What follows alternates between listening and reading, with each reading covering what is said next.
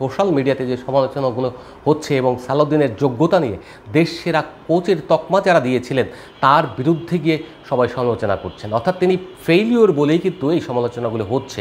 আশরাফুলকে সম্প্রতি batting consultant বা batting coach হিসেবে নিয়োগ দেওয়া হয়েছে জাতীয় দলে। এই নিয়োগটাও হয়তো সালাউদ্দিনকে সিদ্ধান্ত নেওয়ার ক্ষেত্রে প্রভাবিত করেছে।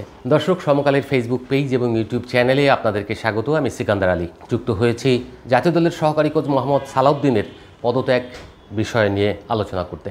তিনি সিদ্ধান্ত নিয়েছেন জাতীয় দলের সহকারী কোচের পদ ছেড়ে দিয়ে অন্য কোনো কাজ করবেন, অর্থাৎ তার বিরুদ্ধে বা তাকে নিয়ে যে সমালোচনাগুলো হচ্ছে মিডিয়াতে তিনি ব্যর্থ হচ্ছেন। ব্যাটিং কোচ হিসেবে তার একটা রোল রয়েছে জাতীয় দলে, তাকে নিয়োগ দেওয়ার সময় দুটো বিষয়ে আপনার সিগনিফিকেন্ট করে দেওয়া হয়েছে, স্পষ্ট উল্লেখ করে দেওয়া হয়েছে। একটি হলেন তিনি সহকারী কোচ, অর্থাৎ জাতীয় দলের প্রধান কোচ যিনি রয়েছেন ফিল সিমন্স, তার সহকারী হিসেবে কাজ করবেন, তার সঙ্গে ব্যাটিংটা তিনি দেখবেন।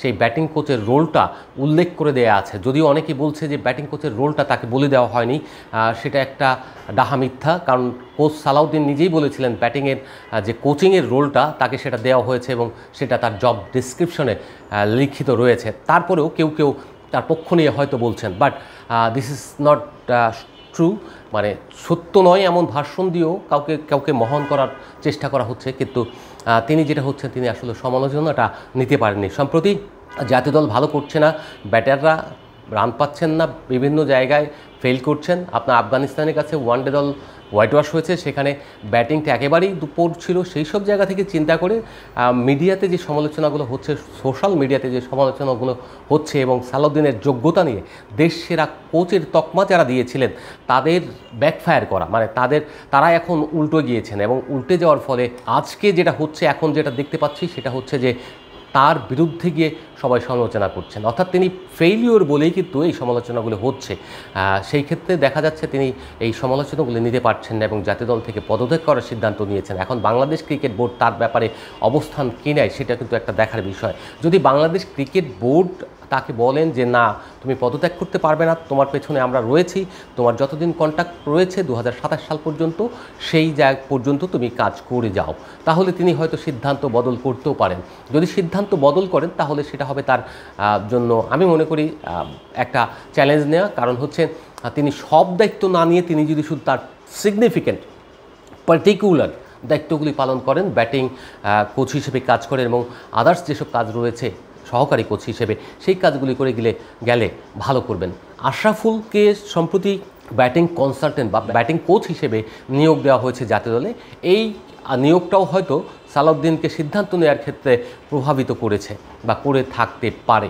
তো এই জায়গা থেকে যদি আপনারা দেখেন, তাহলে আপনি যখন একটা চ্যালেঞ্জ নিয়েছেন, সহকারী কোচ দিতেই পারে বাংলাদেশ ক্রিকেট বোর্ড, মনে করছে আপনাকে যেমন নিয়োগ দিয়ে দেশীয় কোচদেরকে উঠিয়ে আনার একটা পরিকল্পনা নিয়েছে, সেই সঙ্গে তেমনি আরেকজন কোচকে যদি ব্যাটিং মানে কোচ দেওয়া হয় কিংবা আরেকজন কোচকে অন্য রোলে দেওয়া হয়, সেটাও আপনাকে মেনে নেওয়া খুবই অত্যাবশ্যক। কেননা বাংলাদেশ ক্রিকেট বোর্ড তো চাচ্ছেই আগামী 2-3 বছরের মধ্যে দেশীয় কোচদের হাতে জাতীয় দল ছেড়ে দেবে।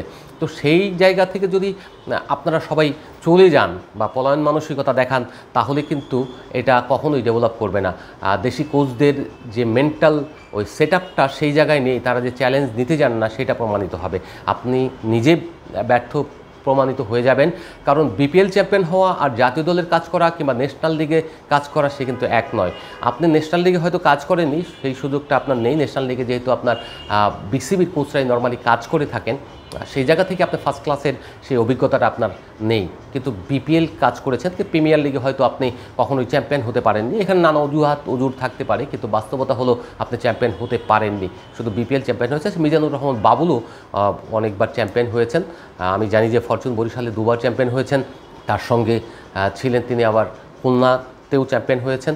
তো সেই জায়গা থেকেই বলবো যে এই যে তকমা দেওয়া, এই তকমা না দিয়ে কার কেমন যোগ্যতা আছে, স্কিল কেমন, তার গেম প্ল্যান কেমন, সেই গেম প্ল্যানটা হলো কোচদের, জাতীয় দলের মূল কোচদের বেসিক দায়িত্ব। সেই জায়গা থেকে ফিল সিমন্স এখন দায়িত্ব পালন করছেন না, তাকে যদি আয়েসে করে তাকে যদি ঘুম পাড়িয়ে রাখার চেষ্টা করা হয় এবং নিজের দায়িত্ব কাঁধে তুলে নেন সব, তাহলে কিন্তু আপনি ব্যর্থ হবেন। কারণ আপনার যে অভিজ্ঞ একজন কোচ থাকে দলে, সেই কোচকে কাজ করার সুযোগ দেবেন এবং তার কাছ থেকে আপনি শিখবেন। তিনি বিশ্বকাপ জয়ী দলের কোচ ছিলেন, তো সেই জায়গা থেকে তার কাছ থেকে কীভাবে সেরাটা আদায় করে নেওয়া যায়, কীভাবে আপনি তার পলিসিগুলো শিখে নিতে পারেন, সেটা যদি করতেন তাহলে আমার মনে হয় বেশি ভালো করতেন। সেটা না করে আপনি যখন সবাইকে হেড কোচের রোলটাই পরোক্ষে পালন করতে গিয়েছেন, তখন আপনার বিরুদ্ধে মানুষের মতামতটা বেশি এসেছে এবং আপনার যে জিনিসটা হয়েছে সেটা হচ্ছে যে আপনি বেশি স্পটলাইট বা ফোকাসে চলে এসেছেন।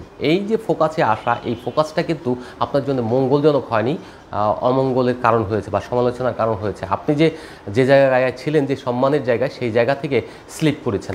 এখন কেউ একজন দুজন কিছু বলে কিন্তু আপনাকে উঠাইয়েও দিতে পারবে না, আবার নামিয়েও দিতে পারবে না। আপনি অনেক সমালোচনা করেন, প্রত্যক্ষভাবে ক্রিকেটারদের সমালোচনা করেছেন, যখন আপনি জাতীয় দলে ছিলেন না খুব মানে কটাক্ষ করেও করেছেন। তো সেই সব জায়গা থেকে যদি আপনি চিন্তা করেন তাহলে আপনার সমালোচনাটা হওয়া কিন্তু অস্বাভাবিক কিছু নয়। এই সমালোচনা মেনে নিয়েই ক্রিকেটাররা যদি খেলতে পারে তাহলে আপনারও কোচ হিসেবে এখানে কাজ করা খুব জরুরি। তো যেহেতু 2027 সাল পর্যন্ত দায়িত্বে দেওয়া হয়েছে বাংলাদেশ ক্রিকেট বোর্ড থেকে, সেই দায়িত্ব আপনি পালন করবেন কি করবেন না সেটা আপনার সিদ্ধান্ত। কিন্তু বাস্তবতা হলো আপনি সেই শিশুবেলায় যেমন বাচ্চারা খেলার মাঠে যদি কোনো কিছুতে মতের মিল না হয় তাহলে মাঠ থেকে চলে যায়, খেলা ছেড়ে চলে যায়, সেই রকম অবস্থা আপনার সিদ্ধান্ত। আপনি পরিপক্ক যদি বাংলাদেশ ক্রিকেট বোর্ড বলতো যে আপনার যোগ্যতা নিয়ে প্রশ্ন তুলতো বা আপনাকে চলে যেতে বলতো বা আপনাকে বরখাস্ত করতে চাইতো তাহলে একরকম সিদ্ধান্ত।